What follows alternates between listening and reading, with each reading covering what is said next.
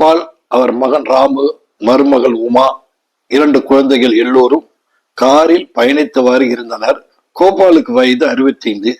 இதுவரை அவர் சென்னையில் அவர் மனைவியுடன் வாழ்ந்து வந்தார். அவர்களுக்கு 3 பிள்ளைகள். அவர்கள் வளர்ந்து ஆளாகி திருமணம் முடிந்து வெவ்வேறு ஊர்களில் வாழ்கிறார்கள். 1 மாதத்திற்கு முன் கோபாலின் மனைவி இறந்துவிட அவர் தனியானார். மனைவியின் காரியங்கள் முடிவில் மூத்த மகன் ராமு தன்னுடன் தந்தையை அழைத்து செல்வதாக முடிவாகியது. மூத்தவன் ராமு பெங்களூரில் பிசினஸ் செய்கிறான். பொருளாதாரத்தில் தன்னிறைவு. இதில் சில பிரச்சனைகள் உள்ளது. கோபால் தான் பெற்ற பிள்ளைகளுடன் சரியாக ஒட்ட மாட்டார். எந்த விஷயத்திலும் வாதாடுவார். எதை எடுத்தாலும் கேள்வி கேட்பார். இதனால் சண்டைதான் வரும். மேலும் ராமுவுக்கும் இவருக்கும் 7ஆம் பொருத்தம். உமா இதை பற்றியே சிந்தித்துக் கொண்டு வந்தாள்.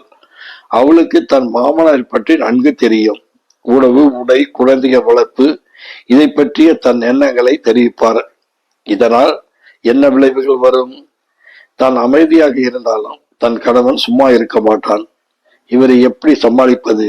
இதை பற்றிய கவலை அவளுக்கு இருந்தது. ராமு, காரை ஏன் இவ்வளவு வேகமா ஓட்டுற?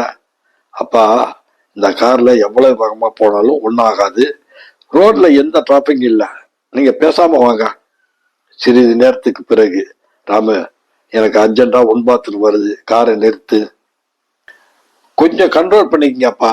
10 நிமிஷத்துல ஹோட்டல் வந்துடும். அங்க போய் சாப்பிட போறோம். அங்க பாத்ரூம் இருக்கு. பேசாம வாங்க. என்னப்பா, சாப்பாடு நல்லாவே இல்லை. இந்த ஹோட்டலுக்கு வந்திருக்க? அப்பா, என் பொறுமைய ரொம்ப சோதிக்கிறீங்க. எதுக்கு எடுத்தாலும் பிரச்சனை பண்றீங்க. எதுக்கு எடுத்தாலும் ஆர்குமெண்ட் பண்றீங்க. ஏண்டா உங்களை அழைச்சிட்டு வந்தோன்னு இருக்கு. வயசாச்சு. வாயை மூடிக்கிட்டு பேசாம வாழ போற வாழ்க்கையை நினைச்சு பேசாம இருங்க.